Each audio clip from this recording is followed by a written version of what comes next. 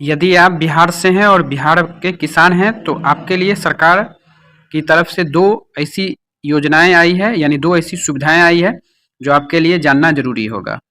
पहला यह कि यदि आप किसान हैं और कृषि लोन ले रखे हैं, यानी आपका कृषि लोन की सीमा 3 लाख रुपए तक है, तो किसानों को जो लोन पर ब्याज देना पड़ता है वह 3% वार्षिक ब्याज दर है, यदि आप समय पर अपने ब्याज की रकम को अदा कर देते हैं। सरकार ने इसमें भी अब 1% की सब्सिडी का ऐलान कर दिया है।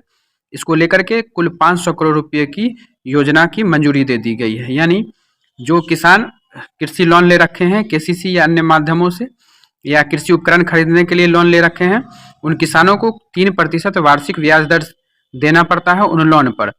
अब उसमें भी 1% का उन्हें छूट मिलेगा, यानी सब्सिडी मिलेगा, जो बिहार गवर्नमेंट के द्वारा मिलेगा। यानी अब आपको सिर्फ 2% ही, आप कह सकते हैं कि 3% था, 1% का सब्सिडी मिल गया, तो केवल 2% ही अब आपको कृषि लोन पर, कृषि उपकरण खरीदने पर जो आप लोन लिए होइएगा उस पर ब्याज देना होगा। परंतु उसके लिए शर्त है कि आपका जो लोन की रकम है वह समय पर आप अदा कर दिए होंगे। दूसरी खबर यह है कि यदि आप किसान हैं और आप गन्ना की खेती कर रहे हैं तो सरकार ने इस वर्ष भी गन्ना के न्यूनतम समर्थन मूल्य में 15 रुपये की वृद्धि की है। तो ये दोनों चीज़ें निश्चित तौर पर किसानों के हित में होंगे और किसानों के लिए फायदेमंद होंगे। इस तरह के तमाम अपडेट के लिए हमारे यूट्यूब चैनल को सब्सक्राइब कर लें। अगर आप फेसबुक पर देख रहे हैं तो हमारे पेज को फॉलो कर लें।